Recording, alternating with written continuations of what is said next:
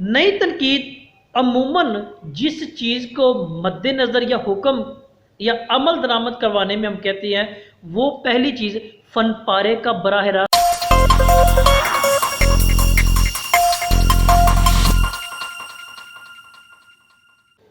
मौजूद तलबा तालिबात, नाज़रीन व सामुईन, उम्मीद है कि आप सब खैरियत से होंगे और आपके लिए मैं दुआ गो खुदाए कदूस आपको आपकी इल्मी सरगर्मी में खासकर कामयाबी व कामरानी अता फरमाए।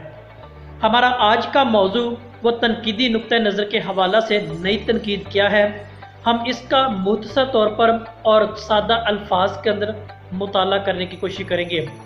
तनकीद एक बहुत ही वसी और एक पेचीदा मजमून के तौर पर हमारे इर्द गिर्द मौजूद भी है, जिससे आप भी वाबस्ता हैं और हर वो तालिब इल्म जो इल्मी तौर पर दानिस्ता तौर पर इस चीज़ को खोज लगाने की कोशिश करता है, किसी न किसी रंग के अंदर इसका सहारा या इसका हिस्सा वो बनता है। नई तनकीद के हवाले से अगर थोड़ा सा गुफ्तगू की जाए तो ये 1940 से लेकर 1960 तक इसने अपना असर और रसूख वो दिखाया है।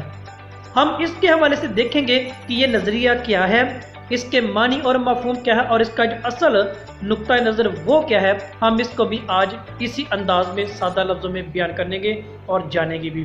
नई तनकीद सवानह, समाजी और तारीखी तनकीद के रद्द अमल से आगाज़ इसका हुआ था।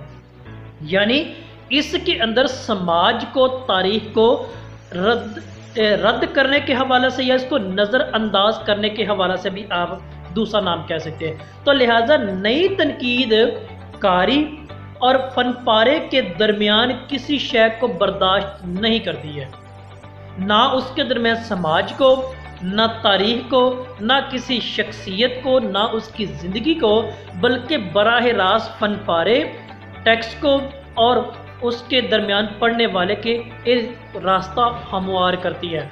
इसी चीज़ का नुक्ता नज़र हम आम तौर पर लिखें तो नई तनकीद ने सवानह उमरी को, तारीख को, मुसन्नफ़ की मंशा गर्ज, हर इस तरह की एक चीज़ को उसने क्या है रद्द कर दिया है। तो हमें एक चीज़ यहाँ पे वाज़ेह होगी, तो इसका दूसरा नाम अगर कहें तो ये नज़रिया मर्ग मुसन्नफ़ का दूसरा नाम भी है। अब नज़रिया मर्ग मुसन्नफ़ और नई तनकीद, इन दोनों का बुनियादी मौक़िफ़ क्या है कि इसमें मुसन्नफ़ की मंशा नहीं हो सकती, इसमें सिर्फ फनपारे की और पढ़ने वाले की मंशा होगी, इसके अलावा कुछ नहीं होगी है। तो वो तमाम रुकावटें जो मुसन्नफ़ के हवाले से इसमें थी, वो समाज के एतबार से है, वो उसकी ज़ाती या निजी ज़िंदगी के एतबार से है, या उसकी तारीख़ के एतबार से, वो सारी की सारी क्या इसमें ख़त्म होकर सिर्फ़ और सिर्फ कारी और फनपारे के मबैन यानी दोनों का मुफाहमत उस पर बात वो करती है। तो लिहाजा नई तनकीद का मतलब और मफहूम वाज़ेह हुआ, ये खुद कफालत का नाम है।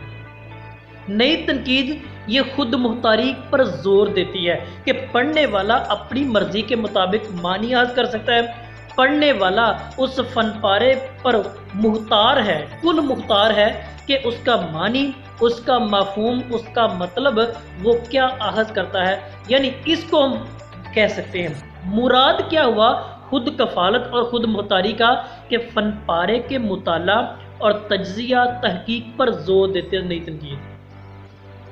नई तनकीद अमूमन जिस चीज़ को मद्देनज़र या हुक्म या अमल दरामद करवाने में हम कहते हैं, वो पहली चीज़ फनपारे का बराह रास्त मुताला है, वो दाखिली और खारजी एतबार से। उसके अंदर, उस टेक्स्ट के अंदर, उस फनपारे के अंदर क्या चीज़ छुपी है, वो कारी खुद मुख्तार है, वो कुल अख्तियार का मालिक है कि उसके मानी वो क्या अर्ज़ करता है तज्जियाती तहकीकी नुक्ता नज़र के मुताबिक। तो मतलब फिर हमारा क्या वाज़ेह हुआ कि जबरी पसंदी, जबरियत और इस तरह के तमाम वो पस मंज़र के ख़िलाफ़ जिसने आवाज़ उठाई, वो नई तनकीद कहलाती है।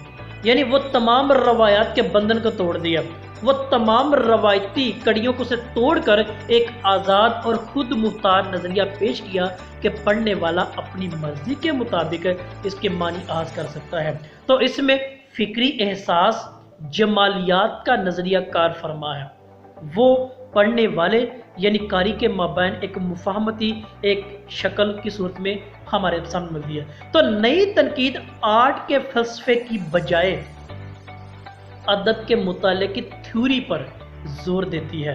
तो हमें इसके इवज़ में ये पता चला तो मुराद क्या हुआ कि गैर अफादी और खुद मुख्तारियत का दूसरा नाम नई तनकीद है। इसने पावरफुल बना दिया, कारी के हाथ में इसने ताकत दे दिया है कि वो अपने मानी, अपने मतलब को बामुताबिक अपनी मंशा के वो आहज़ कर सकता है। तो इसके मुताबिक क्या हुआ कि तारीख को, सवाने उम्री को, फ़न पारे की तहलीकी जो अमल है उस पर असर अंदाज नहीं होने दिया।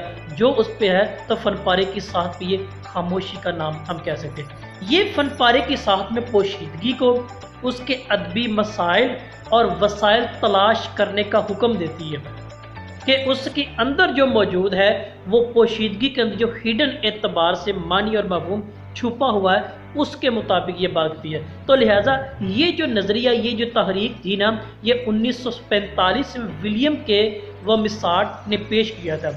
इसकी जो किताब थ्योरी की थी उसका था वर्बल आइकॉन। उसकी थ्योरी के मुताबिक, उस किताब के नाम के मुताबिक कि फनपारे और कारी के मबैन एक मुफाहमती हमवार राह मौजूद। तो इसने दो नज़रियात पेश किए थे इस किताब के मुताबिक। पहला क्या था, इफ़ेक्टिव फैलेसी। इफ़ेक्टिव फैलेसी को उर्दू में तर्जमा करें तो उसका मतलब मुतासर कुन गलत फहमी। और दूसरा इसने क्या कहता है, इंटेंशनल फैलेसी। तो इसका दूसरा नाम दानिस्ता गुमराही है। दानिस्ता यानी अकली तौर पर। तो ये उस विलियम के विमसार्ट ने 1945 में अपनी किताब वर्बल आइकॉन के मुताबिक ये दो नज़रियात पेश किए। इन दोनों के मुताबिक नई तनकीद का आगाज़ हुआ जिसका असर 1960 के लगभग रहता है। और इसका जो असल मतलब और मफहूम जबरियत को, उस पुरानी रवायत की कड़ी को ख़त्म करना और आज़ाद और ख़ुद मुख्तार कारी को बनाना है। ये सादा इसका लुब्बे लुबार मौजू तलबा। ये था हमारा आज का इसका मुख्तसर मौजू। हमने सादा लफ्ज़ों के अंदर जाना और पहचाना भी है। आपकी कोई राय हो, आपका कोई सवाल तो ज़रूर कीजिएगा। आप सबका बहुत शुक्रिया।